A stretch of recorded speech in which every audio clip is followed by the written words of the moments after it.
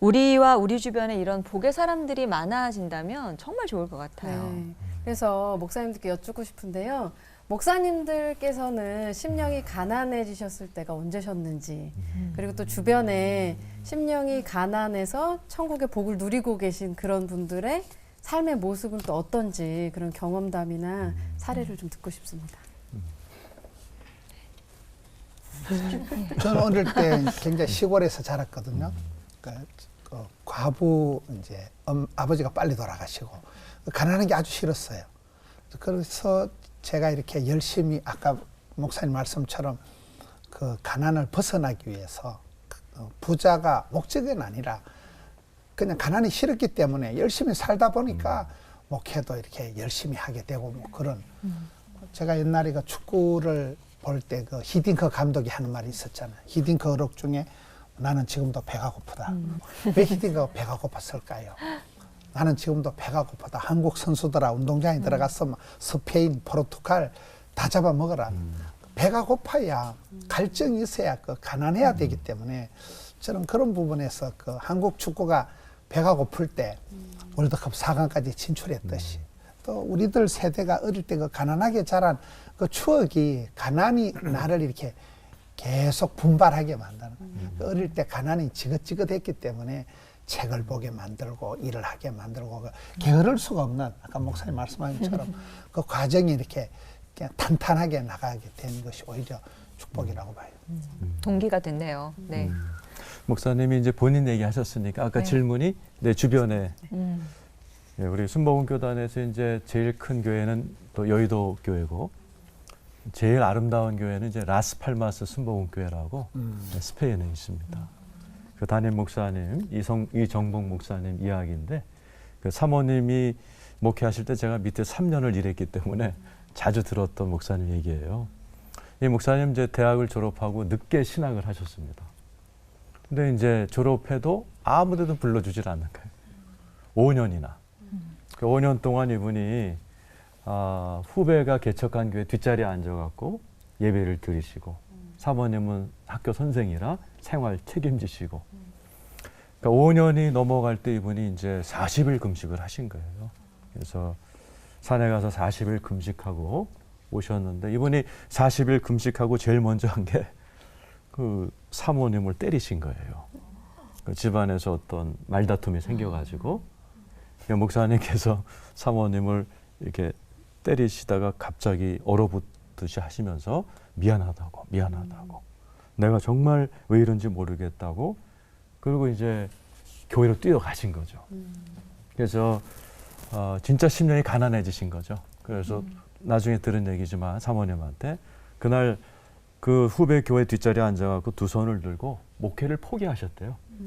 나는 5년 동안 아무도 불러주지 않는 쓸모없는 목사고 40일 금식하고 와서도 처음 한다는 짓이 이 생활을 책임지고 있는 고마운 사모를 때리는 그런 나는 정말 목사가 돼서는 안 된 놈입니다 하면서 통곡을 하는데 그 표현을 그대로 빌리자면 갑자기 하늘로부터 에메랄드빛 같은 하나님의 임재가 다 감싸드라는 거예요. 그러면서 포기하지 말라는 그런 큰 힘이 오고 그리고 잠시 후 며칠 후에 이제 그 스페인 라스팔마스에서 이제 그 초빙이 온 겁니다. 그래서 성도는 5명. 그러나 그 성령의 임재를 경험한 그분이 가셔갖고 몇 년 만에 한 1,500명 되는 교회를 하셨고 호텔을 사가지고 정말 아름다운 예배당을 지으셨고요. 그 교회는 예배가 특이하기로 유명합니다. 목사님이 설교하면 대표기도는 바다에 있는 원양어선 선장이 대표기도하고 또 다른 원양어선에서 또 찬송하고 거기 선원들이 많은 게 네, 목사님 잘 아시는구나.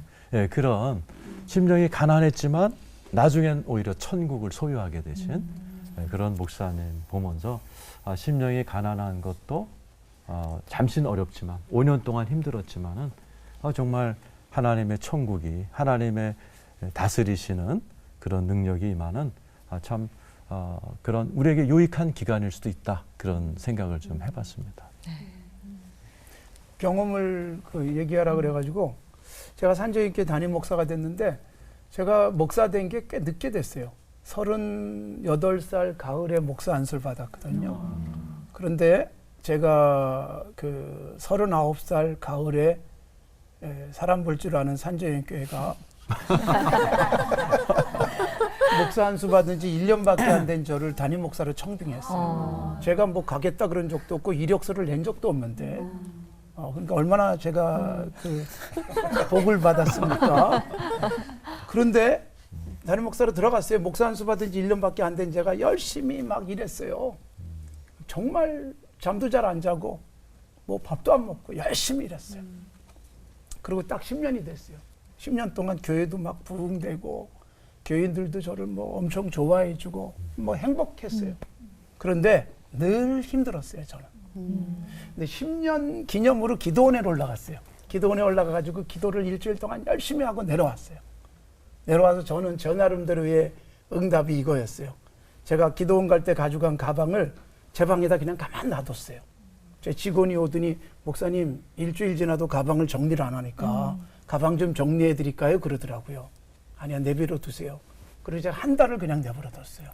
그게 뭐였는가 하면 기도원 가서 10년 만에 하나님이 저를 위로하신 게 뭐냐 하면 내가 왜 이렇게 10년 동안 죽어라고 일했을까?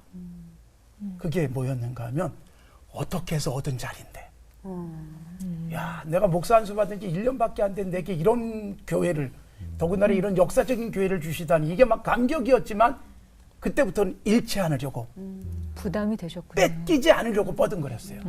근데 10년 만에 기도하고 내려와서 이래서 내가 힘들었군요.